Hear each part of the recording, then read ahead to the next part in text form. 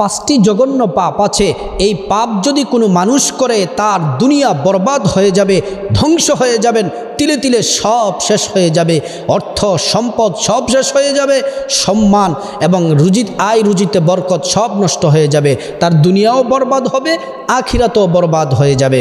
আল্লাহ রাব্বুল আলামিন কোরআনুল কারীম আল্লাহ তাআলা বলছেন, মা আতাকুমুর রাসূলু ফাখুযুহু ওয়া মা নাহাকুম আনহু ফান্তাহু। আল্লাহ তাআলার পক্ষ থেকে নবীজি যে বিধান নিয়ে এসেছেন, আল্লাহ যেগুলাকে পালন করার নির্দেশ দিয়েছেন সেগুলা পালন করতে হবে, আর যেগুলা বর্জন করার নির্দেশ দিয়েছেন সেগুলো বর্জন করতে হবে। এজন্য প্রিয় দিনী ভাই বোন, আপনাদেরকে বলতে চাই, গুনাহের কাজ ছেড়ে দিতে হবে, গুনাহের কাজ করা যাবে না, পাপ কাজ করা যাবে না। আল্লাহ কোরআনের মধ্যে চমৎকার করে আল্লাহ বলছেন, যাহারাল ফাসাদু ফিল বাররি ওয়াল বাহরি বিমা কাসাবাত আইদিন নাসি লিয়ুযীকাহুম বা'দাল্লাযী আমিলু লাআল্লাহুম ইয়ারজিউন। আল্লাহ রাব্বুল আলামিন বলছেন, জল এবং স্থলে যত বিপর্যয় ঘটে, ঘূর্ণিঝড় হয়, যত ভূমিকম্প হয়, সবগুলা বান্দাদের হাতের কামাই।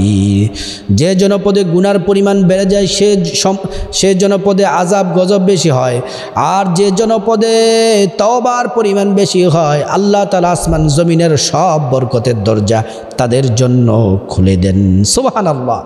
এজন্য প্রিয় দিনী ভাই ও বোন, যদি 5টি পাপ কাজ যদি করেন তাহলে দুনিয়াও ধ্বংস, আখিরাতেও ধ্বংস। 1 নাম্বার হচ্ছে হারাম খাওয়া যাবে না, হারাম খাওয়া যাবে না। আল্লাহ কোরআনে বলছেন, তোমরা হারামকে বর্জন করো, হালালকে গ্রহণ করো। প্রিয় নবী সাল্লাল্লাহু আলাইহি ওয়াসাল্লাম হাদিসের মধ্যে বলেছেন, মিশকাতুল মাসাবিহে পেয়ে যাবেন 2787 নম্বর হাদিস, عن أبي بكر رضي الله عنه أن رسول الله صلى الله عليه وسلم قال لا يدخل الجنة جسد غذي بالحرام।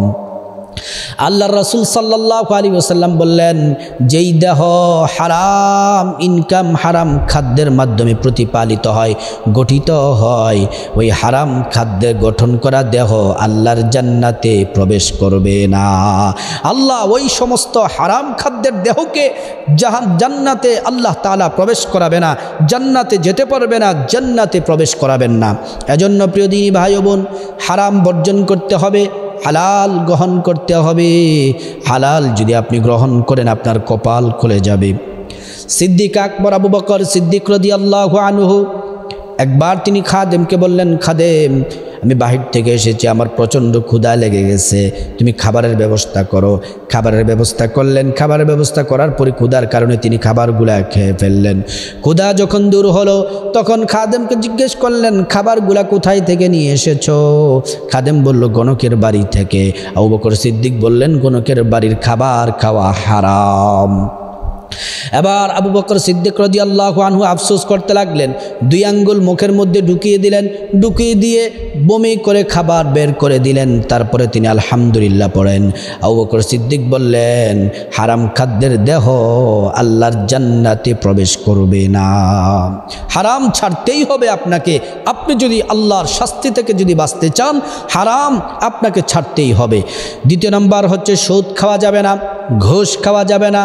সুদ যারা খাবে, ঘুষ যারা খাবে, আল্লাহ রাব্বুল আলামিন কোরআনুল কারীম আল্লাহ তাআলা বলছেন, আল্লাযীনা ইয়াকুলুনার রিবা লা ইয়াকুমুনা ইল্লা কামা ইয়াকুমুল্লাযী ইয়াতাখাব্বাতুহুশ শাইতানু মিনাল মাস। আল্লাহ তাআলা বললেন, পৃথিবীর মধ্যে জিনে যদি কোনো মানুষকে আসর করে যেমন করে পাগল হয়ে যায়, আবল তাবল বলে, কাল কিয়ামতের ময়দানে সুদখোর ঘুষখোর কিয়ামতের ময়দানে পাগল হয়ে উঠবে। আর ফেরেশতারা ওই সুদখোরের হাতের মধ্যে তরবারি দিবেন। ফেরেশতারা ডেকে ডেকে বলবেন, যাও যাও, আল্লাহ এবং রসুলের সাথে গিয়ে যুদ্ধ করো। সুদখোরের কি ক্ষমতা আছে নাকি আল্লাহ রসুলের সাথে যুদ্ধ করার জন্যে? আল্লাহ তাআলা তাদেরকে কঠিন শাস্তি দিবেন। শুধু তাই নয়, আল্লাহ রাব্বুল আলামিন বললেন, যারা সুদ খায় তাদেরকে কঠিন শাস্তি দেওয়া হবে। প্রিয় নবী মুহাম্মদ সাল্লাল্লাহু আলাইহি ওয়াসাল্লাম বললেন, যারা সুদ খায় বড় বড় 70টি গুনাহ তাদের জন্য। সবচেয়ে ছোট গুনাহ হলো নিজের মায়ের সাথে জেনা করার গুনাহ। নাউযুবিল্লাহি মিন যালিক। আমার মুসলমান ভাইরা, সুদ খাওয়া যাবে না। আল্লাহর রাসূল সাল্লাল্লাহু আলাইহি ওয়াসাল্লাম তিনি বলেন, তোমরা সুদ থেকে দূরে থাকো।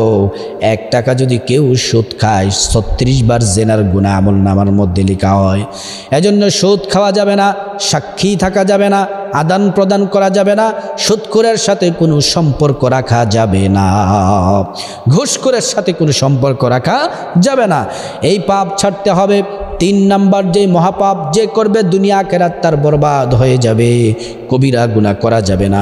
কবিরা গুনাহ করলে মুহাদ্দিসিনে কেরাম বলেন ঈমান ভিতর থেকে বের হয়ে ছাতার মতো ঝুলে থাকে। যতক্ষণ কবিরা গুনাহ করে ছাতার মতো ঝুলে থাকে, কবিরা গুনাহের কাজ যখন শেষ হয় তারপরে ঈমানটা প্রবেশ করে। আল্লাহ না করুক, কবিরা গুনাহ করা অবস্থায় যদি কোনো মুসলমান যদি মারা যায় তাহলে সে বেঈমান হয়ে মারা গেল, আল্লাহর জাহান্নামে তাকে যেতে হবে, জাহান্নামে নিক্ষেপ করা হবে। এজন্য কবিরা গুনাহ ছাড়তে হবে। 4 নাম্বার হচ্ছে মিথ্যা বলা যাবে না। মিথ্যা বলা যাবে না। আজকে মিথ্যাকে আমরা সহজ মনে করে নিয়েছি, মিথ্যাকে কোনো পাপ মনে করি না। হাসতে হাসতে মিথ্যা বলি, গল্পে গল্পে মিথ্যা বলি। আজকে আমরা চলতে ফিরতে উঠতে বসতে মিথ্যা কথা বলি।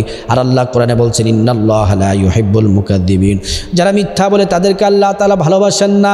নবীজি বললেন, আল কিযবু উম্মুদ-দুনুব, মিথ্যা হচ্ছে সকল পাপের মূল। আস-সিদকু ইউনজি ওয়াল কিযবু ইউহলিক, সত্য মুক্তি দেয়, মিথ্যা ধ্বংস করে। মিথ্যা বলা যাবে না। 5 নাম্বার হচ্ছে জেনা করা যাবে না। আজকে সমাজ বলেন, আজকে এলাকা বলেন, উপজেলা বলেন, আজকে জেলা বলেন, টাউন বলেন, সিটি বলেন, দেশ বলেন, প্রত্যেকটা জায়গায় জেনায় সাইলাব হয়ে গেছে। এই জেনা করা যাবে না। অবিবাহিত ছেলে মেয়ে জেনা করে, বিবাহিত পুরুষরা পরকিয়া করে, আল্লাহ তাআলা তাদেরকে কঠিন শাস্তি দিবেন। অথচ আল্লাহ কোরআনে বলছেন, ওয়ালা তাকরাবুজ জিনা ইন্নাহু কানা ফাহিশা, খবরদার জেনার ধারে কাছেও তোমরা যেও না। আল্লাহ পাক রব্বুল আলামিন এই 5টি জঘন্য পাপ থেকে আমাদের সবাইকে আল্লাহ তাআলা বেঁচে থাকার তৌফিক দান করুন।